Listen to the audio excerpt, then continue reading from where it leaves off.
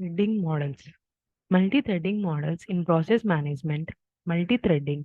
It is a process of multiple threads execute at same time.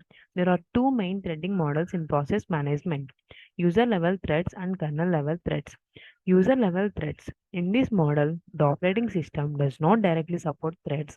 Instead, threads are managed by the user-level thread library, which is part of the application.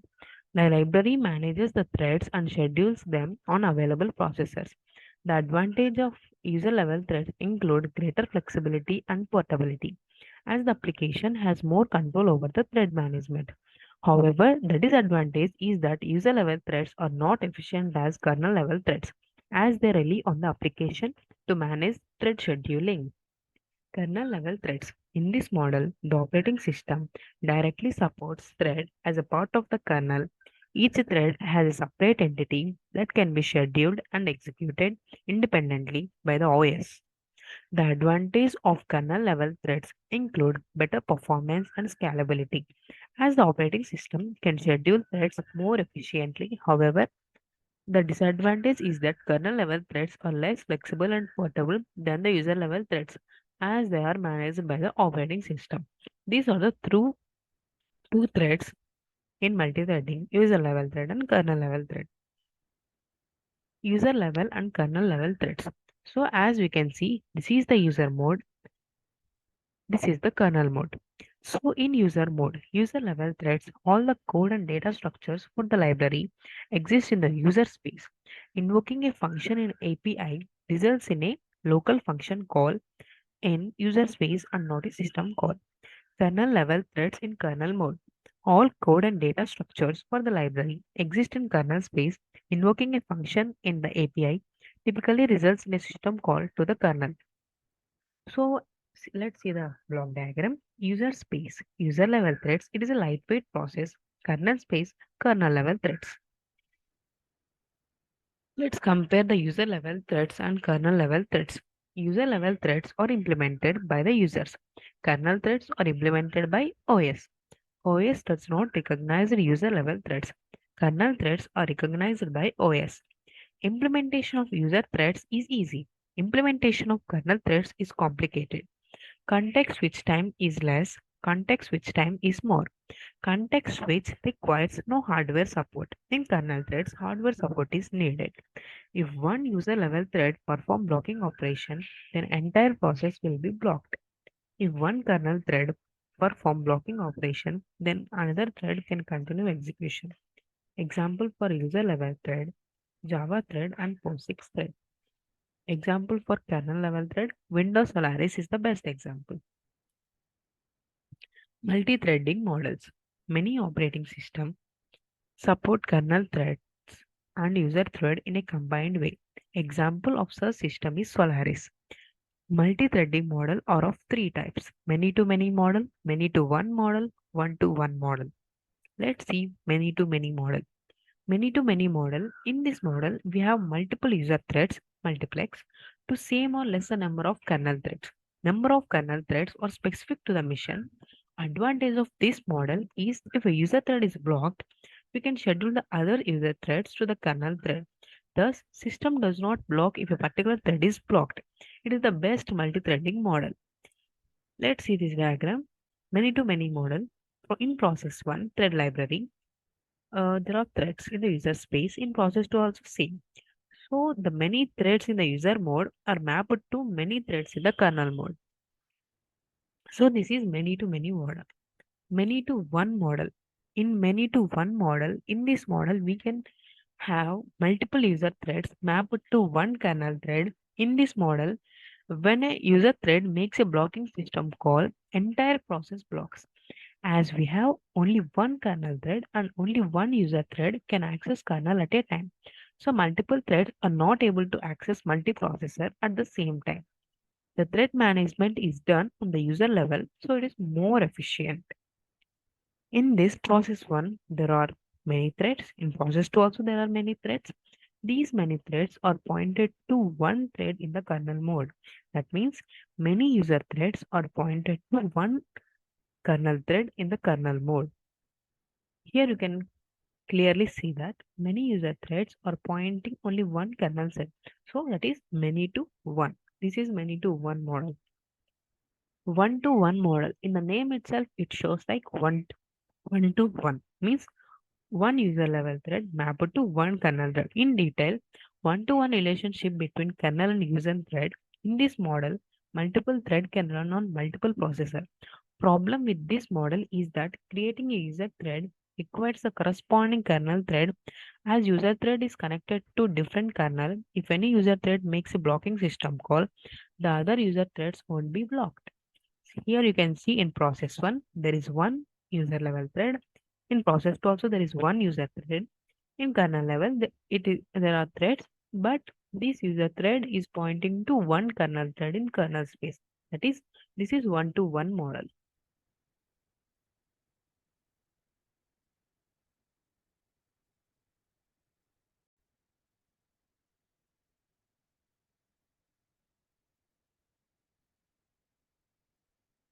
Threads.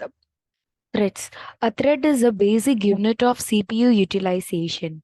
Thread is a separate execution path.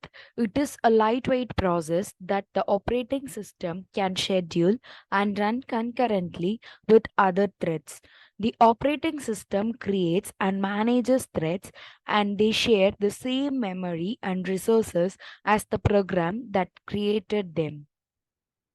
Multi-core programming. Multicore programming helps to create concurrent systems for development on multicore processor and multiprocessor systems. A multicore processor system is basically a single processor with multiple execution cores in one clip. It has multiple processors on the motherboard or chip. Field Programmable Gate Array FPGA is might be included in a multiprocessor system. A FPGA is an integrated circuit containing an array of programmable logical blocks and a hierarchy of reconfigurable interconnects. Input data is processed by two produce outputs. It can be a processor in multi-core or multiprocessor system or a FPGA.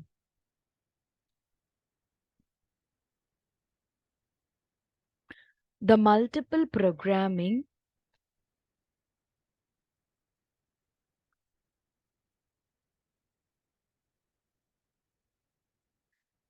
the multiple The multiple programming approach has following advantages and menus.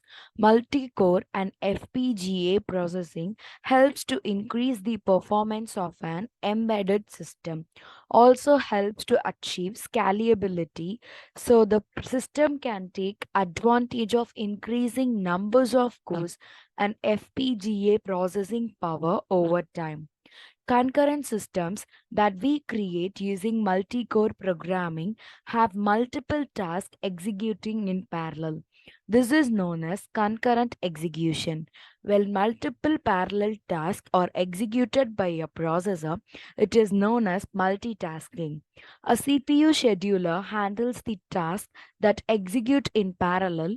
The CPU implements tasks using operating system threads so that tasks can execute independently but have some data transfer between them, such as data transfer between a data acquisition module and controller for the system.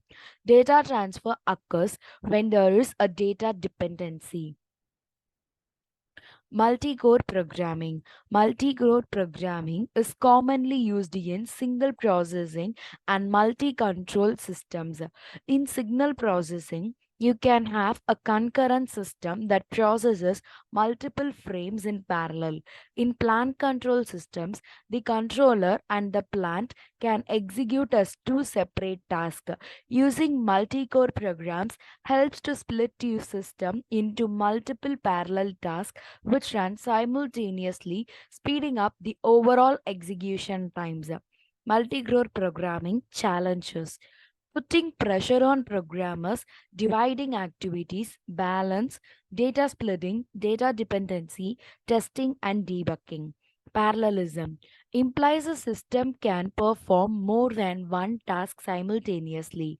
Data parallelism dispute data across M cores. Task parallelism dispute threads across cores. Concurrency supports more than one task making process, single processor core scheduler providing concurrency. Challenges of multi-core system. Since multi-core system consists of more than one processor, so the need is kept all of them busy so that you can make better use of multi-computing cores. Scheduling algorithm must be designed to use multiple computing cores to allow parallel computation. The challenge is also to modify the existing and new programs that are multi-threaded to take advantage of multi-core system. Basically, there are five challenges: data splitting, data dependency, testing and debugging, dividing activities, and balance. Data splitting. Just as the task is divided into smaller subtasks, data accessed and manipulated by the task must be also divided to run on different cores so that data can be easily accessible by each subtask. Data dependency. Since various smaller subtasks run on different cores, it may be possible that one subtask depends on data from another subtask, so the data needs to be examined properly so that the execution of whole task is synchronized. Testing and debugging. When different smaller subtasks are executing parallelly, so testing and debugging such concurrent tasks is more difficult than testing and debugging single threaded application. Dividing activities. The challenge is to examine the task properly to find areas that can be divided in separate, concurrent subtasks that can execute parallelly on individual processors to make complete use of multiple computing cores. Balance. While dividing the task into subtasks, equality must be ensured such that every subtask has performed almost equal amount of work. It should not be the case that one subtask has a lot of work to perform and the other subtasks have very less to do, because in that case multi-core system programming may not enhance performance compared to single core system.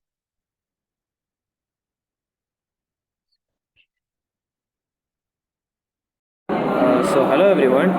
Today I'm here to take a lecture on what is a semaphore. A semaphore is a signaling mechanism and a thread that is on the waiting on a semaphore, which can be signaled to another thread.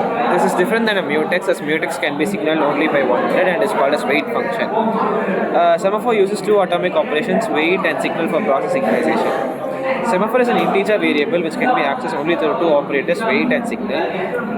These give the other processes permission to get into the critical process. There are two types of semaphores: binary and counting semaphore. So basically, a binary semaphore can either be 0 or 1. These are also called as mutex locks.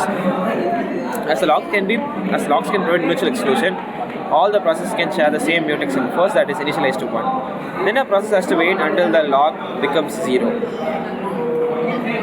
When it's complete, its critical section can reset its value of the mutex semaphore to 0, and some other process can enter its critical section. The second type is counting semaphores. A counting semaphore, they can have any value which are not restricted over a certain domain. They can be used to control access to a resource that has limitation on the number of simultaneous accesses. The semaphore can be initialized by the number of instances of the resource. Whenever a process wants to use the resource, it checks if the process of the remaining instance is more than 0. So the other part is known as a counting semaphore.